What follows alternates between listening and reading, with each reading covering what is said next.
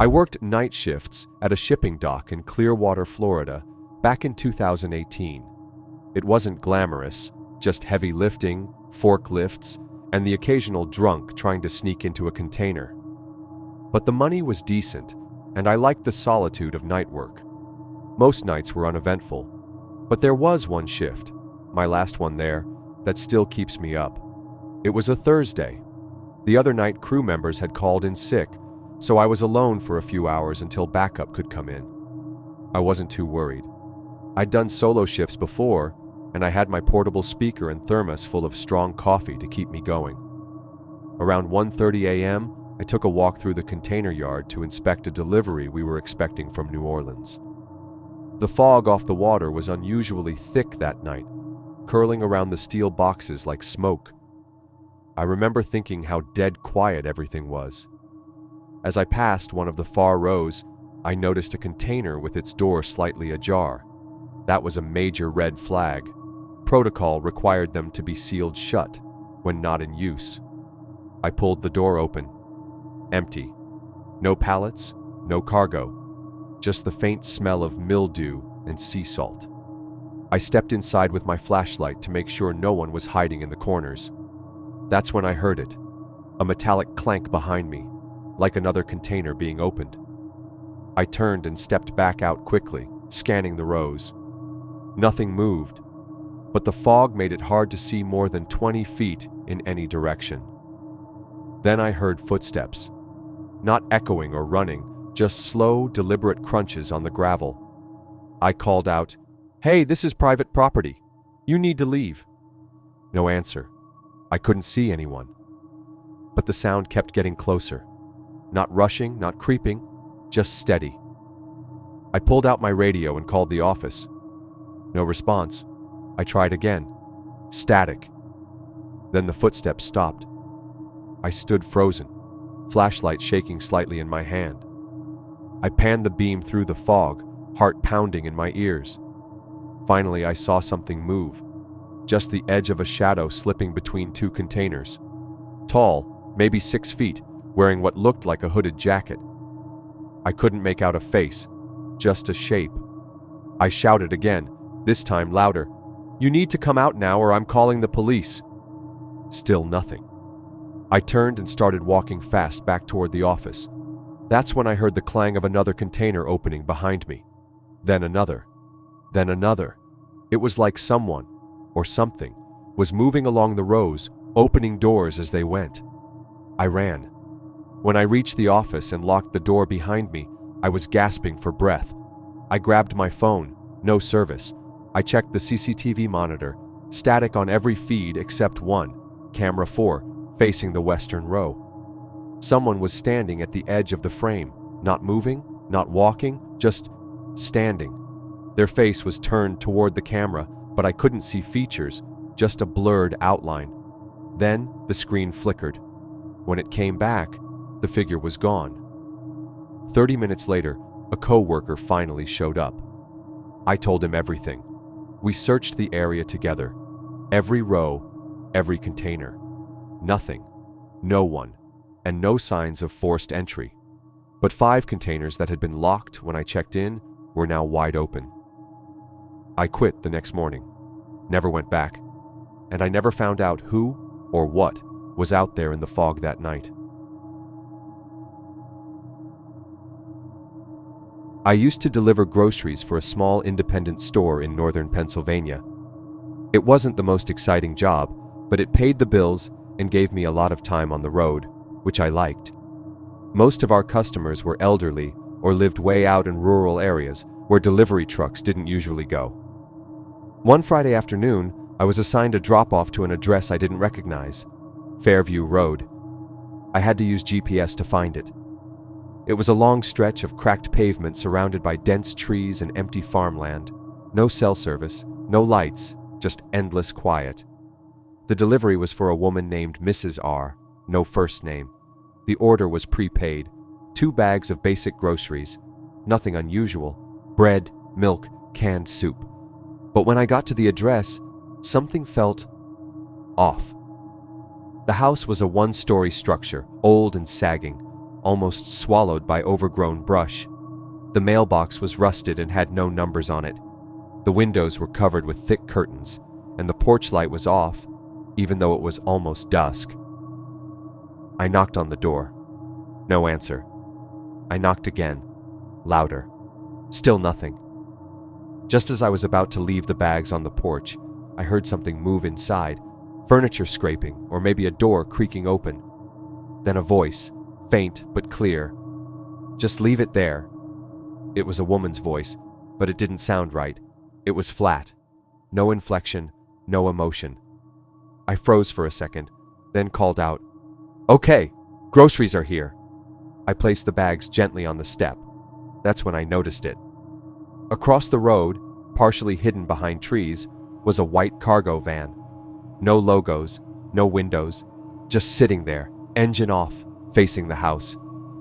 I hadn't seen it when I arrived. I couldn't see anyone inside, but I could feel eyes on me. I walked quickly back to my car. As I got in, I glanced in the rearview mirror. The front door of the house had opened a few inches, but I still couldn't see anyone, just darkness. I started the car and pulled away, forcing myself not to look back at the van. 10 minutes later, I was back on the main road. Cell signal returned, and my phone started buzzing with missed messages. One was from my boss. He asked where I was. I told him I'd just finished the delivery to Fairview Road. There was a pause. Then he replied, "We don't deliver to Fairview. That address isn't in our system." I pulled over, confused. I double-checked the order sheet in the passenger seat. It was gone. Not crumpled, not dropped. Just gone. No paper, no address label, no proof that the delivery had ever existed. Even the bags of groceries I'd picked up from the store that morning, I remembered scanning them in, checking them twice. They weren't on my route sheet anymore. I called my boss and told him everything. He didn't believe me. Said I must have misread something or got the address wrong. But I know what I saw. I know I went to that house. The next day, I drove out there again. I shouldn't have, but I needed to be sure I wasn't losing my mind. Fairview Road was there, but the house wasn't. I mean, it literally wasn't there.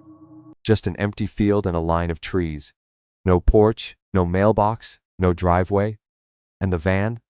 Still parked in the same spot. I didn't stick around. I quit that job the following week. I didn't tell anyone the real reason, not even my girlfriend. Just said I needed a change. But sometimes, late at night, I get this sick feeling in my stomach when I see a white van drive past. I check to make sure it's not the same one. I always check, because whatever happened on Fairview Road, I don't think it's over.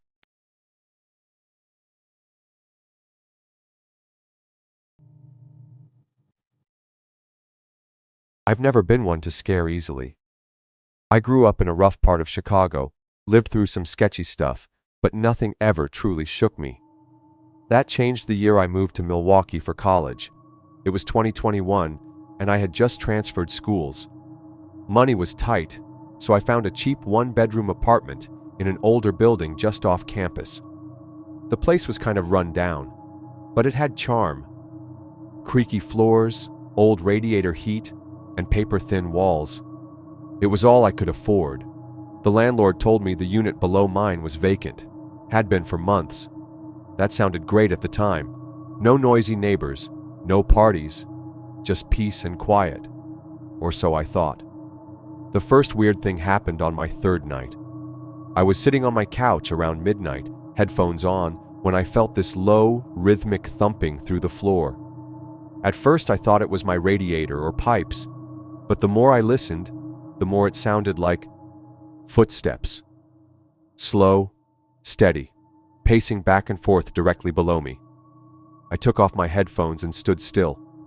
The steps continued, heel to toe, almost measured. I checked the hallway. No one was out there. I went down the stairs and knocked on the door of the unit below. No answer. Lights off. It looked completely abandoned. Still, I shrugged it off and told myself I was imagining things. Over the next few weeks, the pacing continued. Always at night, always that same pattern. I'd hear dragging sounds too, like furniture scraping or something heavy being moved. But when I'd check, the apartment below was still locked up and dark. I mentioned it to my landlord once. He brushed it off, said sound carries weird in old buildings. I wasn't convinced, but I didn't push it.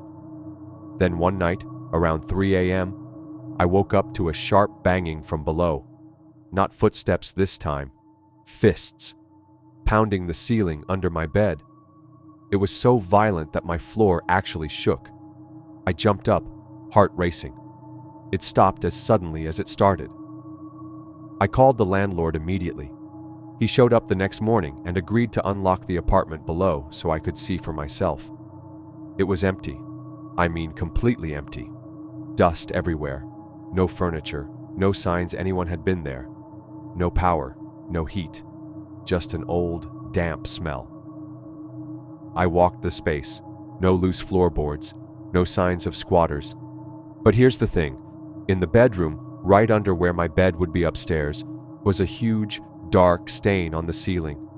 It looked like water damage at first, but something about it felt wrong. It had a rusty color, uneven edges, and the drywall around it was cracked like it had been hit repeatedly from below.